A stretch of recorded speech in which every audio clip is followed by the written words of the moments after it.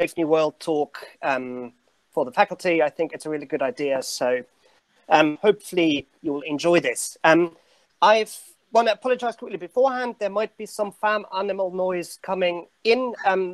Cockerel's just reached maturity and he's been quite excited. I hope there won't be too much noise interjection though.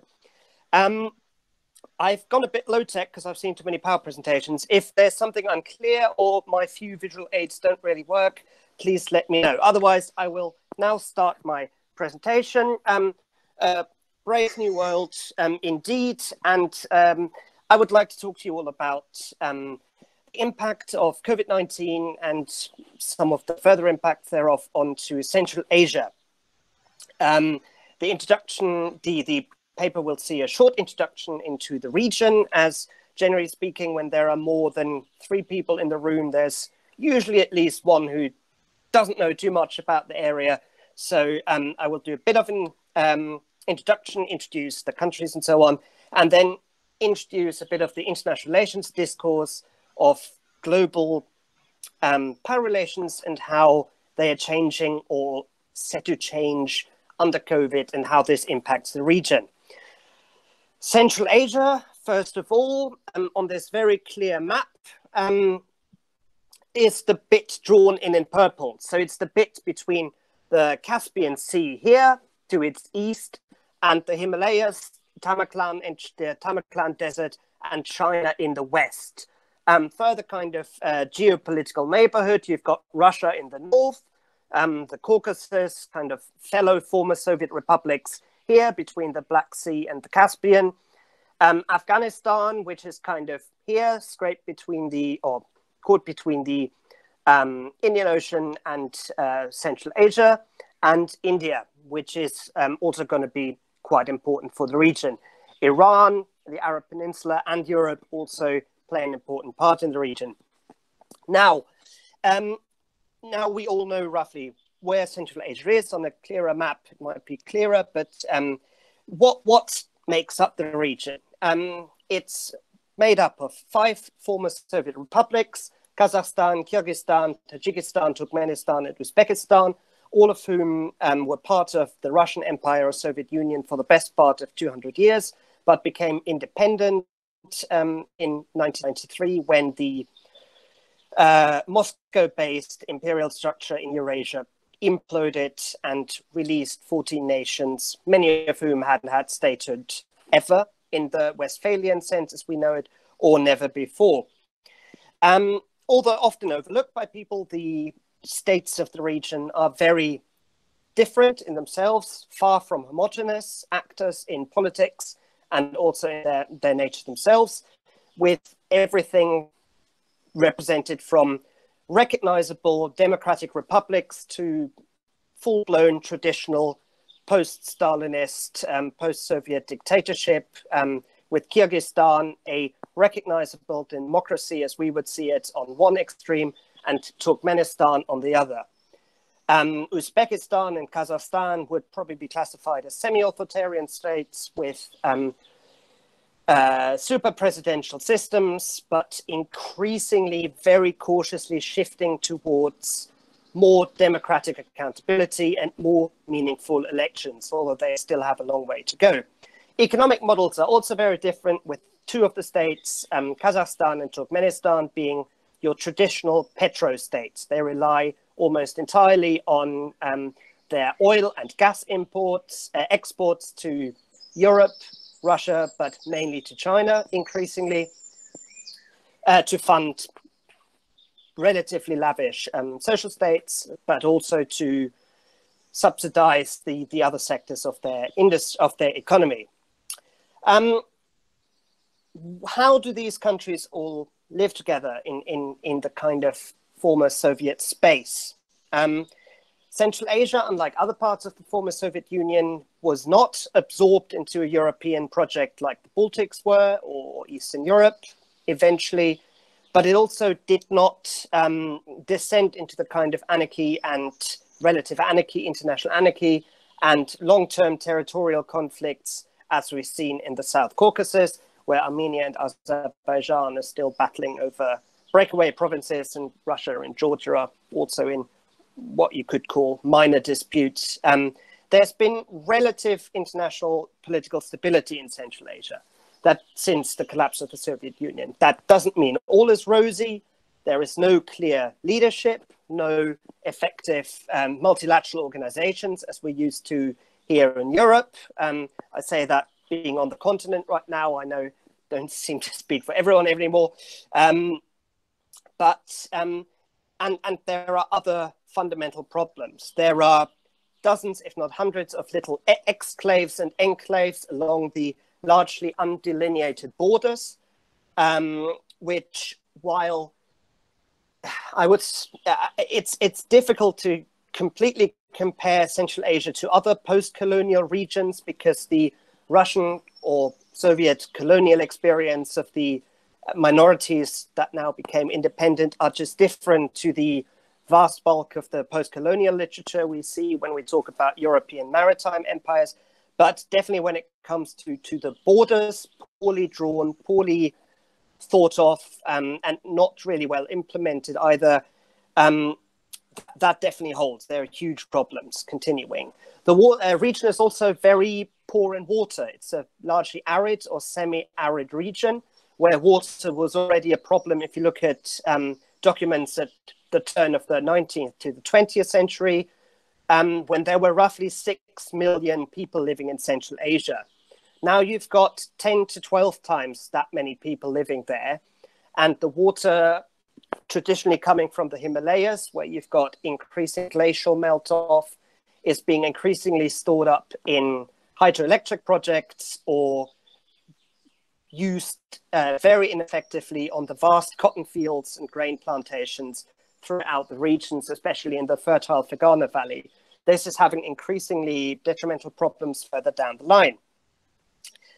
And another key aspect to international politics in Central Asia is that it's often characterized as a region where the local states, being very small in terms of their GDP, in terms of their military strength and their populations, all these categories which traditional positivist thinking international relations theories base their kind of ranking of different countries and how much agency they have. Other countries who are much bigger have much more, are said to have much more clout in this. If we look back to the brilliantly drawn map, it's, Central Asia is surrounded by big players in world politics. India at the bottom, China to the east, Russia to the north, and Turkey and Iran to the west. These are all powers, regional powers, according to the official structures, but increasingly ones who are very likely to shape regional or international order much more than they have been in the past. For the smallish Central Asian countries to compete with them would be seen as very difficult by a lot of geostrategic commentators and international relations scholars. However,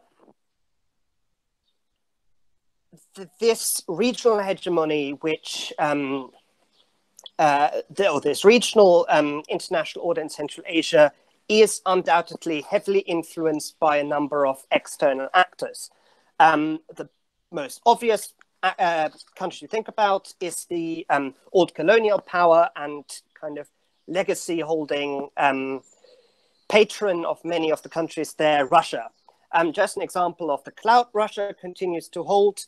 This is a not entirely accurate, but representative graph of the value of arms imports into the region taken from the Stockholm Institute of Peace Research in 2019.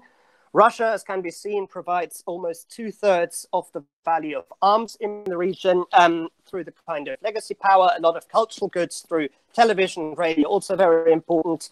And China is another hugely important player. Here we see the investments of Chinese money and capital into Central Asia by recipient country, where we can clearly see Kazakhstan pocketing the lion's share, with Turkmenistan and Uzbekistan getting a fair bit. China has become increasingly interested in the region because of its mineral and energy wealth, importing huge amounts of Turkmenistani natural gas, large amounts, increasing amounts of Kazakhstani oil, and coal and other minerals from Kyrgyzstan and Tajikistan. The Belt and Road Initiative, obviously a global phenomenon where China is hoping to integrate the Eurasian markets, trying to connect the markets in Europe, China, and everything in between, and Central Asia has become really important. Another kind of key actor in the region or key interest group is deemed to be the West. Obviously, that doesn't mean much at the moment with the White House or America kind of withdrawing from this. So the European Union has increasingly tried to position itself as a global geopolitical actor in the region with what you can see here. The European Union, this is the trade share of total trade different players have with the region, with the European Union having about a third, China and Russia about 20% each, and other interested parties sharing the remaining third or so. It's interesting to note, though, however, that the only country who measures European Union trade with the region as this is, in fact, the European Union, the Commission, which tries to kind of upsell its importance in the region through its strategy. Now, these big players, they're often deemed to be playing these great geopolitical games. A phrase used everywhere in the world where Russia, China, India, America or Europe are kind of clashing or confronting each other on their perceived geopolitical interests. But no more is this more true than in Central Asia, where the British imperialist geographer Halford Mackinder at the turn of the 19th century first coined this. And this great games kind of presumes that Central Asia is essentially, or the politics of the region, is essentially made up of the sum of the spheres of influence of the great powers which are active in the region. So this would leave Central Asian states very little agency, both analytically and practically, to shape politics in their own region and kind of decide what role and how they want to be part of world politics. Now, obviously, there's already been a bit of tension between these great powers, both in the region but globally. The USA have been said to be on a unipolar exit ever since 2001 and the attacks on Washington and New York. And since then, people have been saying the US is in decline, global leadership is dying, US hegemony is on the way out, and other players will be soon taking over. China is the latest in the kind of a longish chain by now of countries who are seen as the next global hegemon, giving the huge population, unparalleled economic growth, and increasing dominance in terms of institutional output in the UN, for example. Chinese diplomats have been setting the agenda left, right, and center, but also in terms of how they set the global development and economic agenda, partly through the Belt and Road Initiative, but also through other huge financial incentives, which often can end up in things like debt trapping, which can lead to smaller countries overextending their capability to service their debts to China, and then having to sell or lease some strategic assets, such as the famous port project in Sri Lanka, Hambamboto, which was now de facto property of the Chinese government for 99 years. A particular contract length which anyone following Hong Kong and the developments there shouldn't be too unfamiliar. This symbolism is very unlikely to be an accident. And COVID-19 is obviously further straining the relationship between these superpowers. What we saw pretty much straight away was a huge mudslinging and blame game between China and America, primarily, with the White House kind of emphasizing the likely origin of the COVID-19 virus, with the president very enthusiastically calling it the Chinese virus or the Chinese disease, and trying to really stoke up anti-Chinese sentiments, both domestically and globally by the looks of it. And Beijing was not very soft-handed in its response either, with Chinese diplomats taking a kind of role of wolf warrior diplomats, as they have been described by themselves and others, very aggressively pushing back against any accusations of Chinese blame or culpability for this crisis. What does this kind of increased tension between great superpowers mean for regional hegemony in Central Asia? Obviously, this increases geopolitical tension. China and America have long been near to clashing in other geopolitical theaters, primarily the thank you, Michael, the South China Sea, but increasingly the White House or the strategists in the US seem to be trying their best to push back against Chinese advances politically, militarily, or economically, wherever they can. At the same time, in the recent 2 weeks or so, there's been increasingly tense standoffs between India and China near some disputed borders in the Himalayas, which again is not too far away from Central Asia.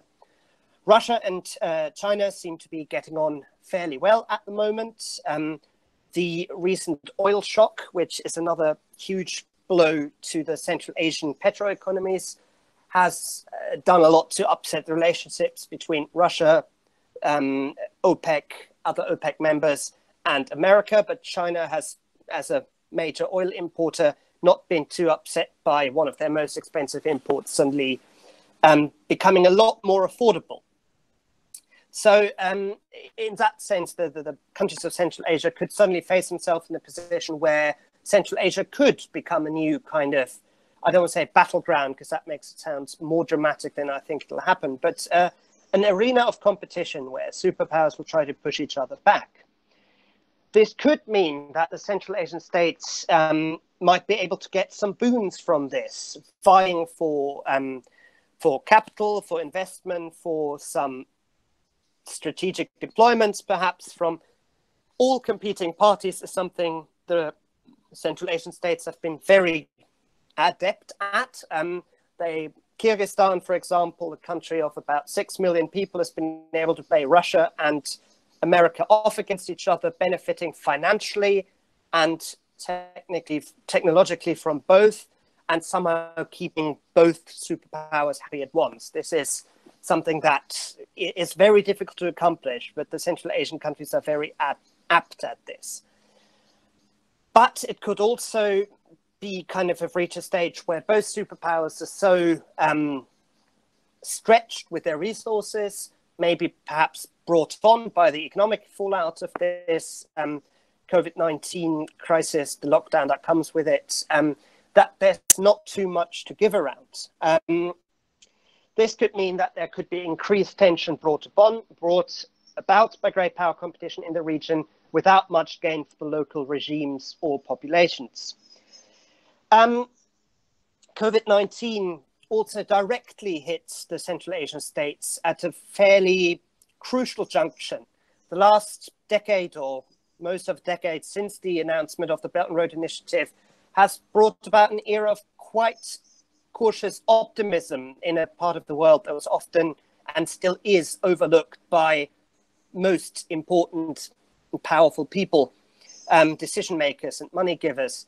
And Central Asia was suddenly on the map.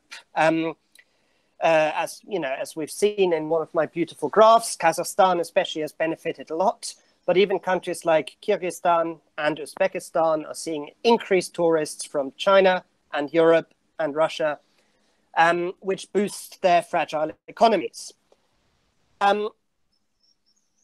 They are also incredibly dependent on their neighbors, especially Russia. There are about 2 million Central Asians working as migrant labor in Russia, the remittances thereof providing about a third of the GDP in Kyrgyzstan and Tajikistan. And currently that revenue stream has completely dried up. Very little, if any, money is coming from Russia to Central Asia at the moment, which on one level has an impact on state and public finances, but the human tragedy behind it is that people are simply not able to buy food. The locust swarm kind of hitting more the Indian Ocean, Asia, may also affect the availability of food as well in a region which has already struggled with food prices and hyperinflation and a few bad harvests. And the impact of COVID is really pushing already stretched economic and support system to the edge. And what's really important, I think, also to remember, and I'll make this my last point, I, like many international relations scholars, are often at fault of not really paying attention to much beyond state revenues, beyond strategic policies, beyond, the big topics.